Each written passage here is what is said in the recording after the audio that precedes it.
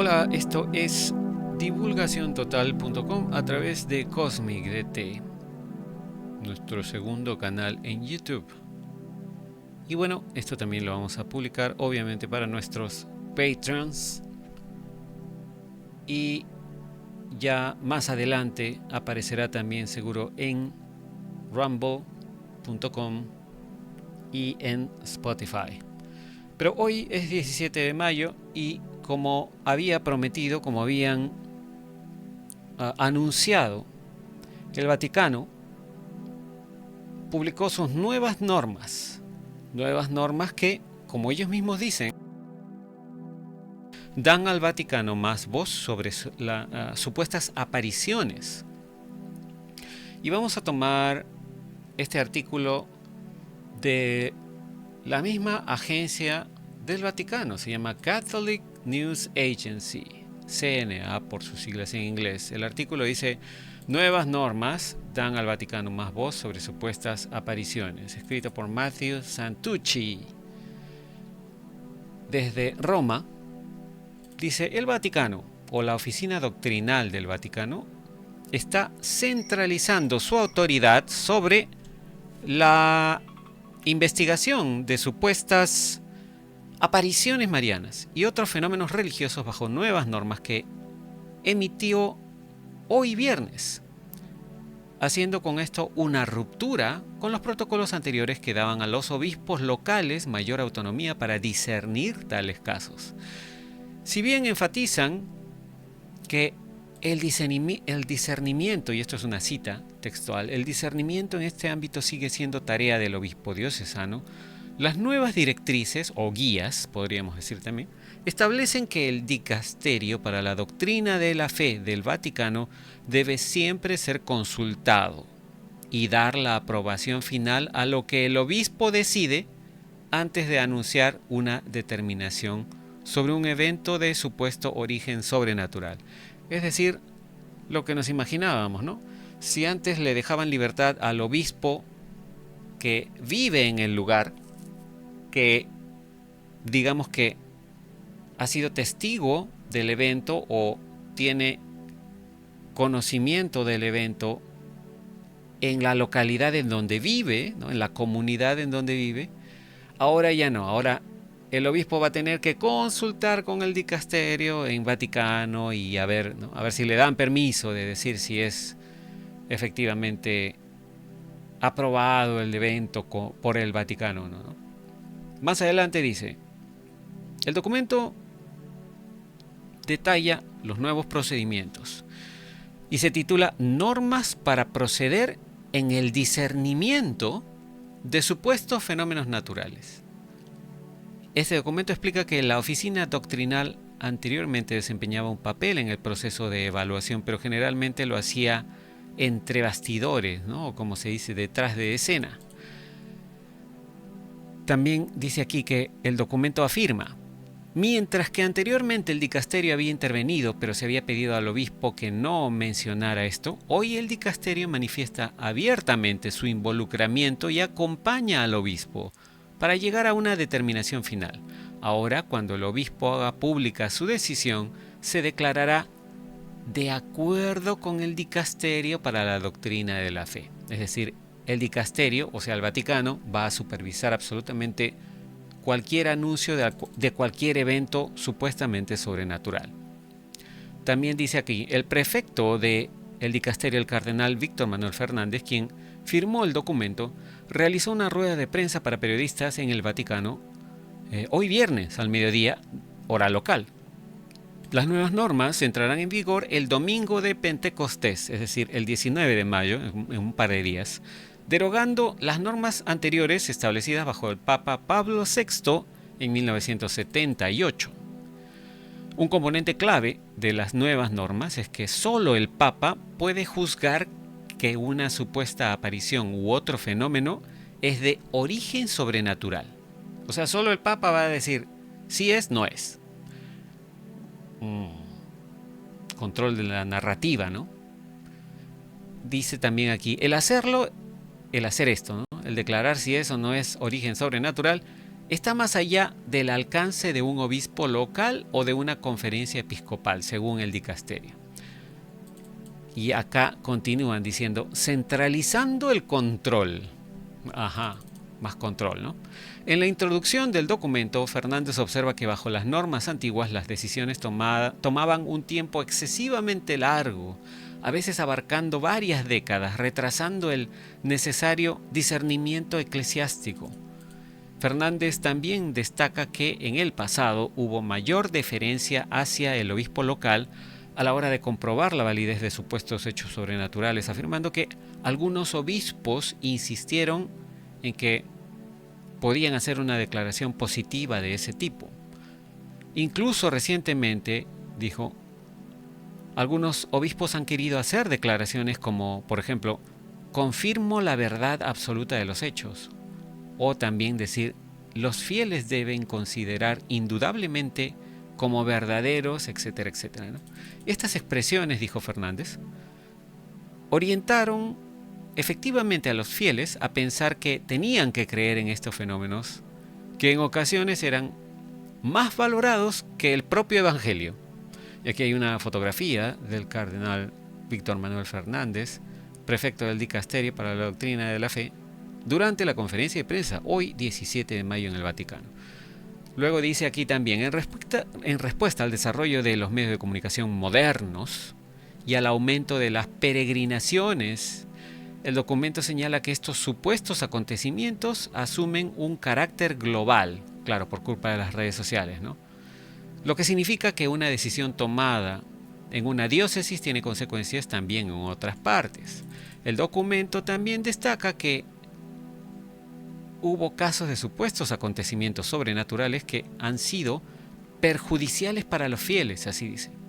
Y añade que la Iglesia debe responder con la máxima solicitud pastoral. Algunos problemas que plantea Fernández incluyen la posibilidad de errores doctrinales, una simplificación excesiva del mensaje del Evangelio y la difusión de una mentalidad sectaria. Luego aquí hablan de las restricciones a los pronunciamientos y dice, las nuevas guías o las nuevas directrices señalan que durante el proceso de discernimiento, el obispo diocesano debe abstenerse de hacer cualquier declaración pública a favor de la autenticidad o la naturaleza sobrenatural de tales fenómenos y de tener cualquier conexión personal con ellos. Luego el documento continúa diciendo, si urgen formas de devoción en relación con el supuesto acontecimiento sobrenatural, incluso sin una veneración verdadera y adecuada, el obispo diocesano tiene la grave obligación de iniciar lo antes posible una investigación canónica exhaustiva para salvaguardar la fe y evitar abusos. Quieren cuidar a los fieles católicos, ¿no? A ver, dice acá también, en esos casos el obispo debe establecer una comisión de investigación que incluya al menos un teólogo, un canonista y un experto elegido en función de la naturaleza del fenómeno. O sea, si se trata de un ovni, llamarán a un ufólogo, supongo. Luego dice, el documento también estipula que se debe crear una comisión interdiocesana para evaluar los casos que involucren la competencia de múltiples obispos diocesanos. Las nuevas normas enfatizan que si los supuestos eventos sobrenaturales continúan durante el proceso de investigación y la situación sugiere medidas prudenciales, entonces corresponde al obispo hacer cumplir aquellos actos de buen gobierno para evitar muestras de devoción incontroladas o dudosas, o el inicio de una veneración basada en elementos aún indefinidos. Esto me hace pensar, ¿no? ¿Será que saben o tienen la sospecha o tienen el temor de que algo va a ocurrir pronto? Quizás tienen alguna profecía oculta por allí que dice que se nos va a aparecer la Virgen o Jesús, ¿no? Para tratar de advertir las cosas que están ocurriendo, ¿no? No sé. Pero definitivamente esto pareciera apuntar hacia un mayor control de lo que la gente puede pensar o discernir por sí misma con respecto a fenómenos sobrenaturales, ¿no? Más allá de si son ovnis o apariciones o lo que sea, ¿no? Aquí también continúa el documento, bueno, el artículo en realidad, diciendo, sopesando lo positivo y lo negativo. Dice, durante la fase de evaluación, la comisión deberá examinar tanto los criterios positivos como los negativos de la supuesta aparición, según establecen las normas del dicasterio. El documento identifica 4 criterios positivos. Número 1. La credibilidad y buena reputación de las personas que afirman ser destinatarios de hechos sobrenaturales o estar directamente involucrados con ellos, así como la reputación de los testigos que han sido escuchados. Número 2. La ortodoxia doctrinal del fenómeno y los mensajes relacionados con él. Número 3. El carácter impredecible del fenómeno, por el cual es evidente que no es resultado de la iniciativa de las personas involucradas. Número 4. Los frutos de la vida cristiana, entre ellos el espíritu de oración, las conversiones, las vocaciones al sacerdocio y la vida religiosa. Y a la vida religiosa, también los actos de caridad, así como la sana devoción y los frutos espirituales abundantes y constantes. Las nuevas normas también establecen 6 criterios negativos a considerar. Ojo, atención a esto, los criterios negativos. Número 1, la posibilidad de un error manifiesto sobre el suceso. Número 2, posibles errores doctrinales. Número 3, un espíritu sectario que genere división en la iglesia.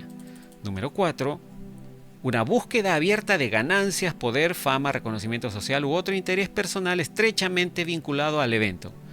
Hay muchos que se dedican a crear eventos así raros, ¿no? Para ponerlos en YouTube y ganar dinero. Número 5. Acciones gravemente inmorales cometidas por el sujeto o sus seguidores en el momento del evento o alrededor de esa fecha. Número 6. Alteraciones psicológicas o tendencias psicopáticas de la persona que hayan podido influir en el supuesto suceso sobrenatural. Al final del proceso de evaluación, el obispo y un delegado que designe para supervisar el trabajo de la comisión deben preparar un votum personal, en el que el obispo propone al dicasterio un juicio final. Esa decisión normalmente seguirá una de 6 diferentes fórmulas, y estas son las fórmulas, ¿no? Todas tienen, obviamente, como siempre, su nombre en latín. La número 1 se llama el nihil obstat, ¿no? El documento dice que el del nihil obstat, sin expresar ninguna certeza sobre la autenticidad sobrenatural del fenómeno mismo, se reconocen muchos signos de la acción del Espíritu Santo en medio de una determinada experiencia espiritual y no se han señalado ningún aspecto particularmente crítico o arriesgado detectado, al menos hasta ahora. Esa es la primera de 6 fórmulas. La segunda es la prae oculis habeatur. Dice, aunque se reconocen importantes signos positivos, también se perciben algunos aspectos de confusión o riesgos potenciales que exigen que el obispo diocesano se comprometa en un cuidadoso discernimiento y diálogo con los destinatarios de una determinada experiencia espiritual. La número 3 es la fórmula llamada curatur. Dice, aunque se reconocen importantes signos positivos, también se perciben algunos aspectos de confusión o riesgos potenciales que exigen del obispo diocesano un cuidadoso discernimiento y diálogo con los destinatarios de una determinada experiencia espiritual. La fórmula 4 es submandato. En esta categoría los problemas críticos no están relacionados con el fenómeno en sí, que es rico en elementos positivos, sino con una persona, una familia o un grupo de personas que lo están utilizando mal. Obviamente que lo están utilizando mal. Esto debe ser de acuerdo al criterio de la Iglesia Católica, ¿no? Número 5 es la fórmula prohibetur et obstruatur. Lo siento, no hablo latín, así que trato de hacer lo mejor posible. Esta fórmula dice, si bien hay solicitudes legítimas y algunos elementos positivos, las cuestiones críticas y los riesgos asociados con el fenómeno parecen ser muy graves.